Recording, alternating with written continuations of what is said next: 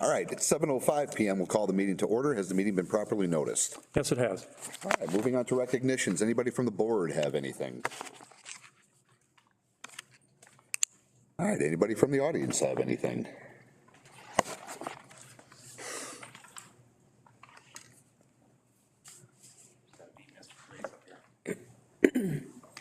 I just would love to give a shout out to Marcy Russell and Jessica Steckling. They had put a awesome performance together for our middle school play, the Enchanted Bookshop. The kids did a great job. They performed for Westview on Monday. They had a festival yesterday, and then they performed community last night. And it was a packed house at the high school last night. So, but yeah, they did a great job. Could use more parking. Could use more parking. That's that referendum. I would like to recognize a couple staff members that really went above and beyond last week with homecoming and the work that goes into planning that and just making it all happen. The first, Rachel Kelleher, she's a student council advisor that was responsible for a lot of the planning, and then Sarah Coyer, who is maybe going to be taking over that role. They both did a ton of work this year. And then also with the parade, which I thought was a huge success. We had beautiful weather and a great turnout. Kevin Cooley did a lot of the organization for that. So I just wanted to thank them and recognize them for their time in making homecoming such a success. I would like to add something. Yeah, go ahead. That sparked my remembrance of last week. I just wanted to say what a great halftime show was displayed during homecoming last week. I have never seen a marching band in all my 20 years that was so, just so polished. Just a great performance. And the dance team, fabulous job. Really improved since I was in school, so it was outstanding. I forgot something too. Last board meeting, I was at Outdoor Ed and had the opportunity to come back, and it's my first time participating in Outdoor Ed. Kudos to everybody, big kudos, who pulls that off. That is an absolute event, but awesome. A lot of fun. We'll see about next year, but it was a lot of fun. And if anybody's interested, apparently I have a jar of Camp apple cider that the miners made. Sample this. Feel free after the meeting, but very, very, very cool tradition that we have here in Platteville that we can allow our sixth graders the opportunity to do that. And so a lot of fun. Thanks for having me participate. Jim, did you have anything? I do not have any. Okay, moving on to public input. Do we have anybody signed up for public input? All right. You. No one on my email. These Conrad and.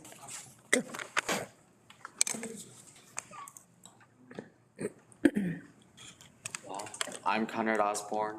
I got my Eagle Scout in April 2nd of this year, and for my project I did a cross-country trail in the prairie and woods northwest of the high school.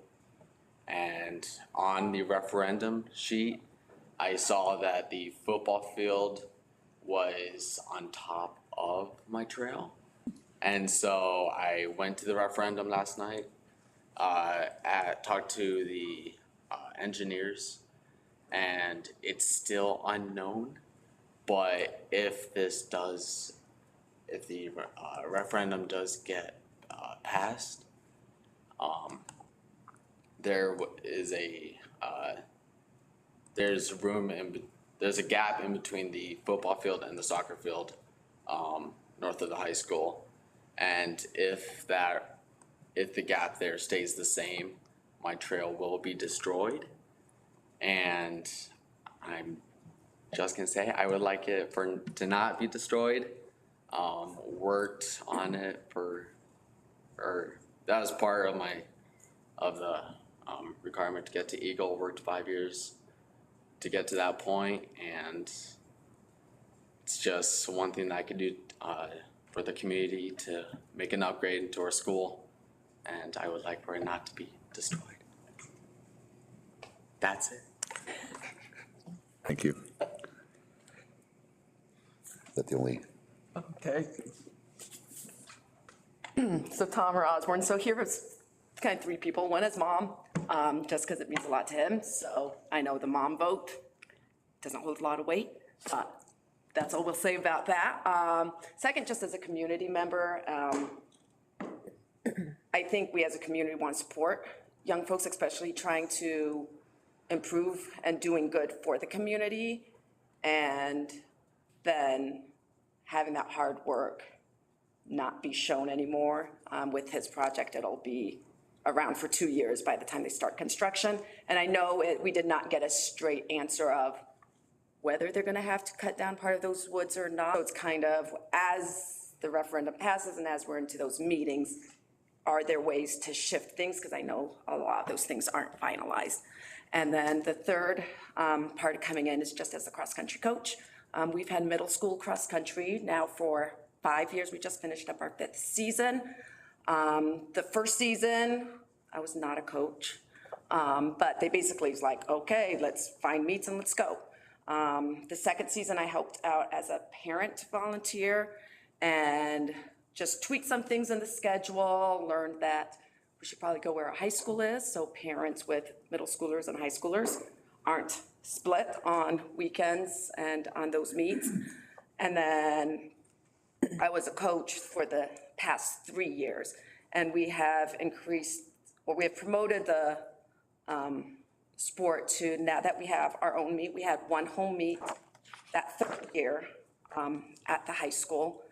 And then last year, we made the improvement of the woods and the trail through the prairie, which is a unique aspect to the course that a lot of the other local middle school courses around here don't. If you look at Cuba City, Lancaster, Dodgeville, a lot of the local schools don't have that kind of terrain on. So it's something that's unique to our course that the other courses don't have. And then this year we continued, and we actually were able to have 2 meets up at the high school. One at the beginning of the season, which is 1.5 miles, which is pretty typical. And then the second one is at the end of the season. We actually upgraded to a 2-mile course. We're one of the first schools that have gone with the longer length. So right now, we think that the middle school program is one that's kind of setting us up to really support the high school, and that the unique course that we do have with that trail is a big part of that as well. So just support too, if we can save it, that would be great. Thanks. Thank you. Anybody else, Lynn? Lynn? Anybody else? Okay. Moving on to information and discussion items. 4A is an informational item as we go through this meeting and then through the annual meeting, just discussing the tax levy information. And in short, when we get to our annual meeting, we have our budget hearing, we have our annual meeting, then afterwards we have our regular board meeting in which we approve a lot of the annual items. The unique thing about us this year is we will be putting forward 2 different levies, because the annual meeting must be completed before November 1st. The election is November the 8th. Our election will determine one of 2 things. So we have 2 levies in front of us. One will be if the referendum is successful. The other one will be if the referendum is not successful. And that's just what this information is, just kind of trying to get our collective thoughts around that process. Are there any questions?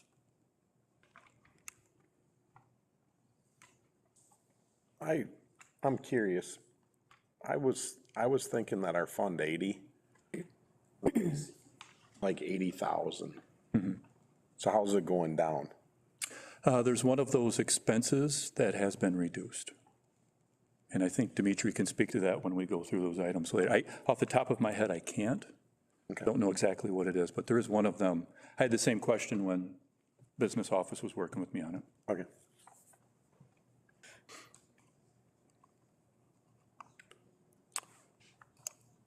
Item 4B, another information. This is something we bring up 3-4 times a year, just a way to update from the district. We have this plan in which we rank our items to do by importance. Yellow is the higher consideration for us. A lot of those will be covered in the referendum plan. The light blue were recently completed, and we went through that process where with the ESSER funds 1, 2, and 3, we worked through them as a board, and we approved those. Good item to review, but also I think it's a reason, it's a good artifact to celebrate as a district, as a board, as a business office, that we don't have many red items. We've been able to be proactive in that field.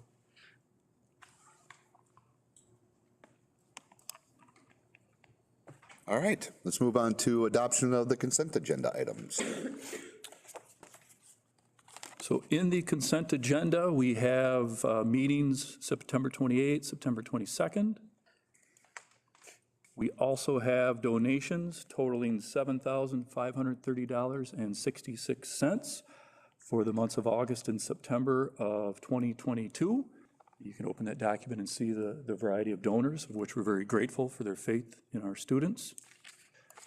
Letter E is the financial report and bills for the month of September.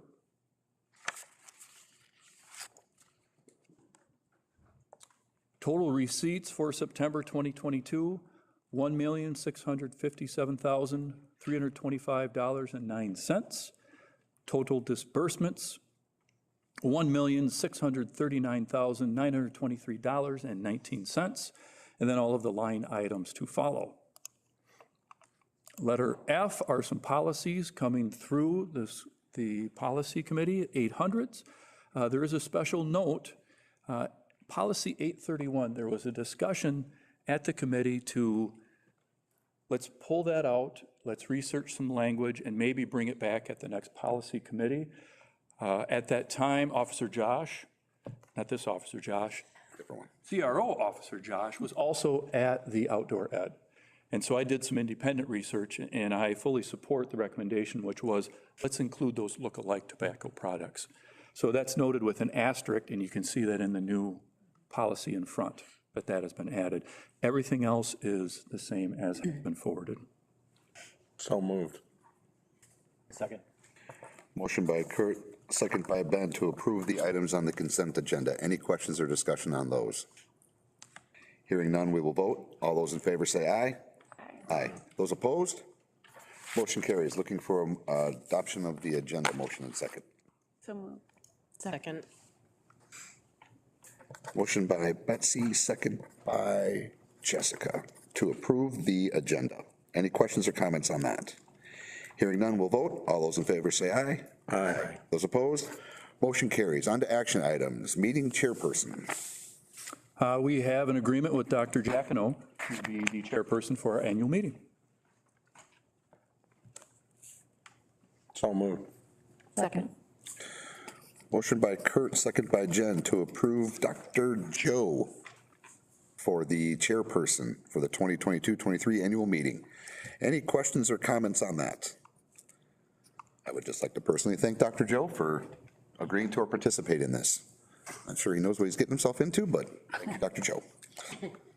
Any other questions or comments? Hearing none, we'll vote. All those in favor say aye. Aye. Those opposed?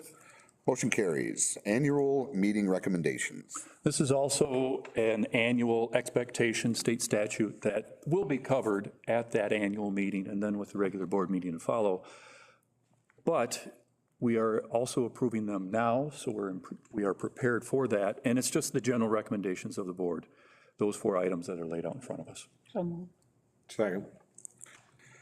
Motion by Colleen, second by Kurt to approve the annual meeting recommendations of the school board as presented. Any questions or comments on those? Hearing none, we'll vote. All those in favor say aye. Aye. Those opposed? Motion carries. School board election.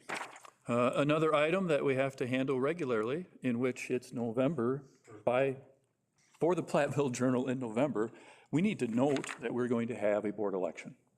And this fulfills that requirement. So moved. Second. Motion by Colleen, second by Kurt to approve the publication of the notice of election for the April 4th, 2023 spring election for the school board. Any questions or comments on that? Hearing none, we'll vote. All those in favor say aye. Aye. Those opposed? Motion carries. Third Friday count. This is, so we've made it past the third Friday. and all of the different elements have been collected, and this information has been submitted to DPI. It's just a sound practice to have the board review this third Friday count. And there's a slideshow prepared. And as we go through the types of counts, the first one, the head count, that is students in our seats, both in person and virtual. This really is applicable when we talk to staffing. Where do we need staff? Where can we look at adjusting staff? The second adjusted count, this is where it gets into the financial end. A lot of the school funding in the revenue limit formula depends on a final number that you produce for the DPI and you submit. This adjusted count, and there's a slide that walks through it, that is one step towards finding that final number. And then the final number is that FTE count. The key difference between the adjusted count and the FTE count is that adjusted count, our 4-year-old kindergarten students who attend 5 days a week full day, they're counted as 1.0, but in the FTE count, financially, they're only counted as 0.6. If you recall, 3 years ago when we were discussing moving to a 5-day a week full day program, there was a lot of support, that's wrong. There was support at the state level to have full day 4K programs be recognized as 1.0. Haven't heard much about it since, but boy, I think that would be a nice adjustment for our state. So walking through with the head counts, students in our seats, we have on the right column last year's third Friday count, on the left column our current third Friday count, and you can see the differences. What I like to do is get a straight edge, and for example, if I look at last year's fourth graders, we had 111. They become this year's fifth graders, it's now 114. So in that, the in and out, we increase by 3. And increase in students in our seat from last year to this year's 50 students. So now we're getting into that second number in which you have to factor of your non-resident students that are open enrolling in, so the students that are in our seats, but they don't get to count towards that FTE. Then you have to take those those resident student reductions, which is our homeschool students, and then you get to add the open enrolled out plus tuition. Tuition is something we don't encounter very often. And there's your total. And 1604 is the total there. We scroll down. If we were to compare the fall pupil count, not the FTE, from 21 to 22, plus 59, which is a 3.8% increase. And then we get to the financial number, which is that FTE count. This number, and this is very, very critical, this number that we enter into that revenue limit worksheet, it's on a 3-year average. So our student population rose this year enough to raise that FTE by that amount. That's significant when it comes to funding with our students. The 3-year rolling average just protects against violent swings. The larger the school, the more that you can absorb that because you have that existing staff. The smaller the school, that 3-year average helps protect your budget. And the final slide is the fall pupil count open enrollment history. We can see similar to last year. Last year we had 191 participants, this year 187. Our open enrollment out has, the final number is we have 33 more students seeking education in other institutions than we do have students coming into our institution. And there's a variety of reasons for that. It is a number that as a district we would like to improve on. And what I like to stress and emphasize is if every day, if we can offer quality education for our students, that number should start to come back in our favor. So that's what we focus on to help with that. And there are a lot of different elements there that go into it.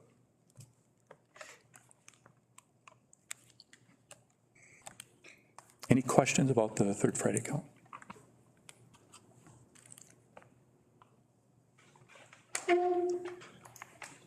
If nobody has any questions, I need a motion and a second to approve them. So moved. Motion by Betsy, second by Ben to approve the third Friday count as presented. Any other questions or comments? Hearing none, we'll vote. All those in favor say aye. Aye. Aye. Those opposed? Motion carries. Preliminary budget and tax levy. For this presentation, I will allow Dimitri Andrews, School Business Administrator.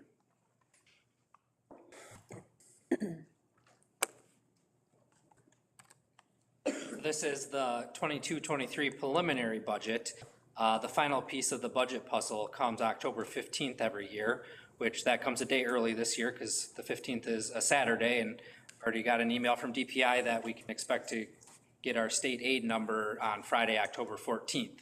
So once I get that final state aid number, I recalculate the revenue limit worksheet, and it will change the 22-23 budget number slightly, but I'm pretty confident that it's not going to change dramatically.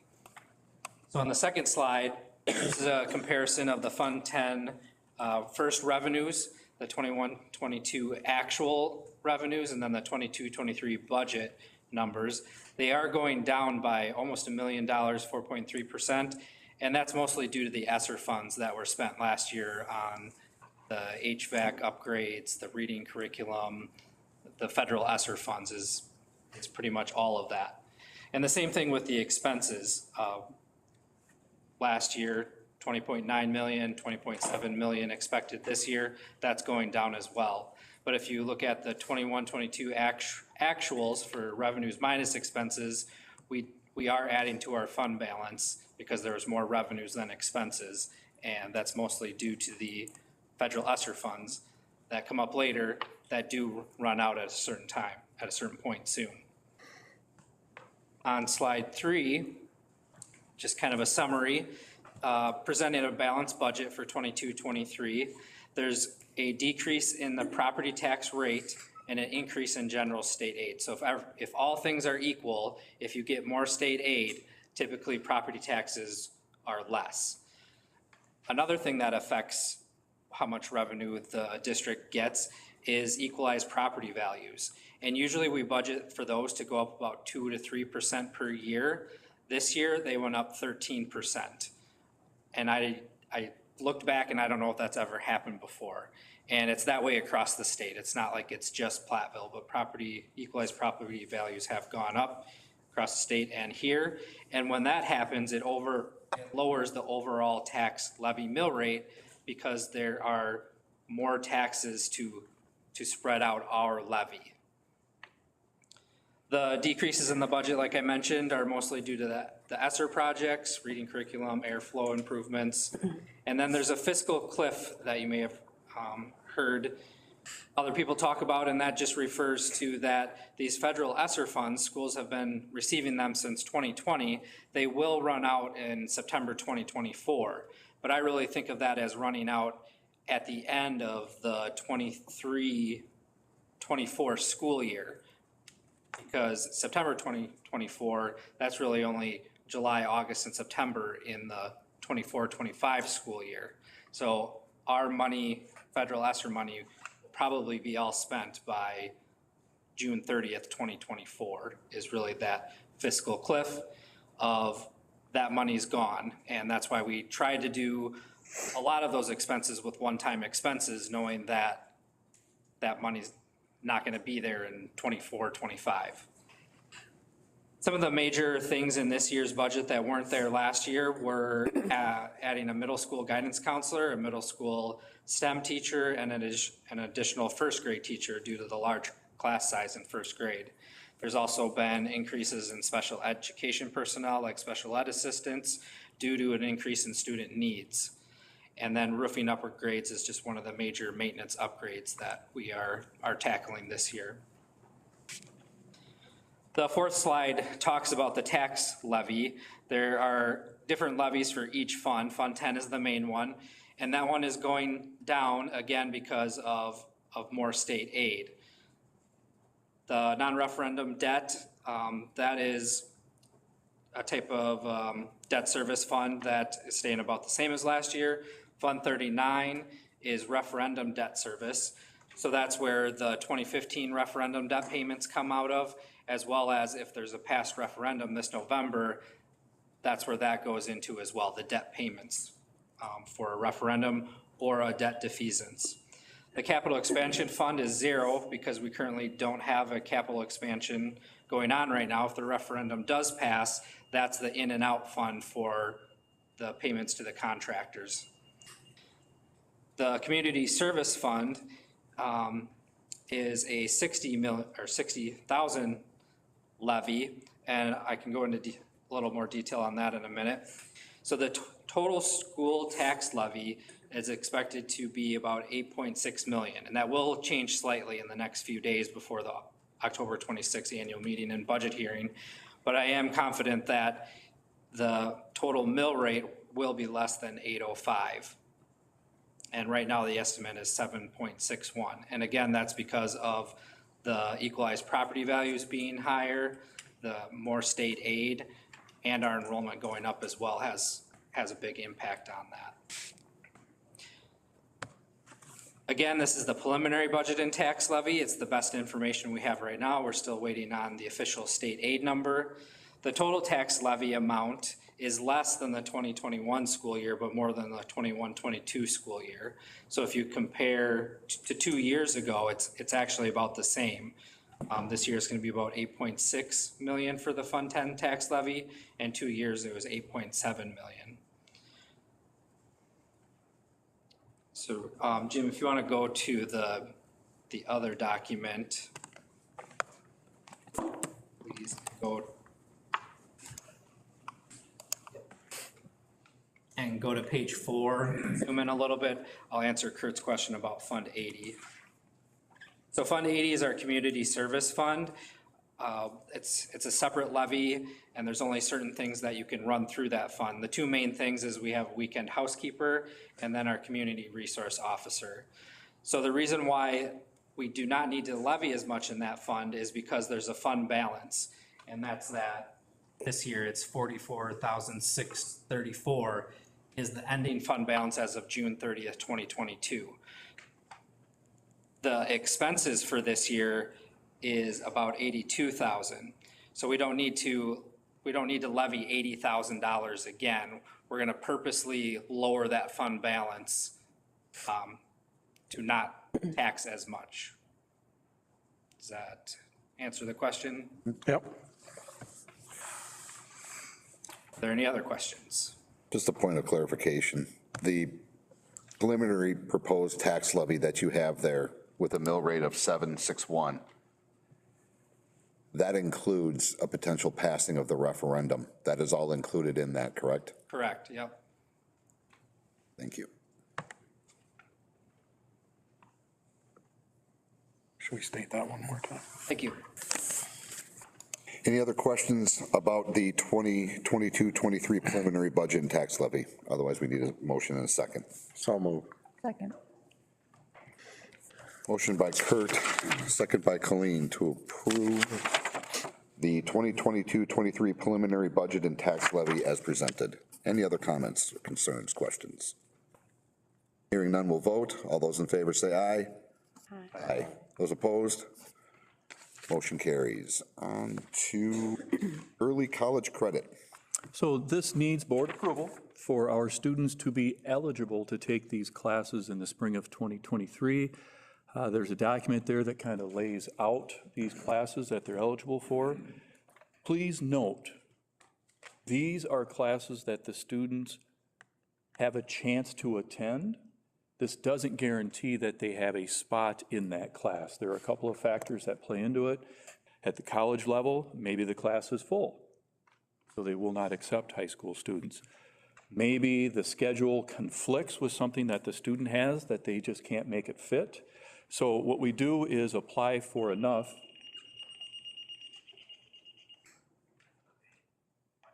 We apply for enough so that student has multiple opportunities. And this is state statute that we approve this as a board. So moved. Second.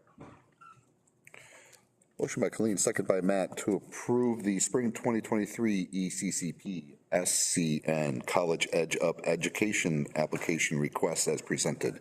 Any questions or comments on those? Hearing none, we'll vote. All those in favor say aye. Aye. Aye. Those opposed? Motion carries. On to POB site survey proposal. So this has made its way through the operations committee. This information that this service will provide is critical for planning and then, if supported, working through the referendum with our projects. But it also is a valuable piece of information for property owners to know where the lines are, what is the soil like for future reference. So moved. Second. Motion by Kurt, second by Ben, to approve the point of beginning site survey proposal as presented. Any questions or comments on that? Hearing none, we'll vote. All those in favor say aye. Aye. Those opposed? Motion carries. Website proposal. Our current web site provider, the contract, a 5-year contract, finishes up at the end of this school year. Jordan, through her expertise and research, has found Apogee as the best fit for our school district at this time. The one note I would like to, well, 2 notes. This also has been brought through committee. But the second note is we can sign on for 1 year, 3 years, or 5 years. If you sign on for 5 years, there's a $1,400 reduction in cost. If you sign on for 3 years, it's a $700 reduction. My recommendation is to take the 3-year. I believe with the amount that technology changes and how websites can really evolve quickly, 3 years is a proper amount in exchange for a $700 discount. So that would be my recommendation. What do we currently have? School Messenger. And how is this one different than that? What's?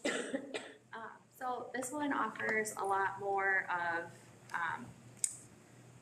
communication. It's basically a mobile-friendly platform. So the site that we have now is not. I like to call it mobile intolerant. So if you go on, 82% of our website traffic is through a mobile device, and our current website doesn't offer a mobile-friendly platform. This also will provide more of a concentrated messaging system. If I have to send out a message right now, we log into about 4 or 5 different platforms in order to send out one message. This provides it all in one platform. Thank you. Looking for a motion and a second on this. So moved. Second. Motion by Kurt, second by Jess, to approve the website bid proposal from Apogee as presented. Any other questions or comments on that? I would just like it noted, do the motions represent the 3-year contract? I was motioning for what was recommended by. Okay, thank you. That's where I was at. Agreed. Any other questions or comments? Hearing none, we'll vote. All those in favor say aye. Aye. Aye. Those opposed? Motion carries. Need one more thing. Move to adjourn. Second. By Betsy, second by Jen. Thank you. Sorry, I didn't look up quick enough, and if I don't look, I don't hear. All those in favor say aye. Aye. Those opposed? Motion carries. We are adjourned 7:39 PM. Thank you, everyone.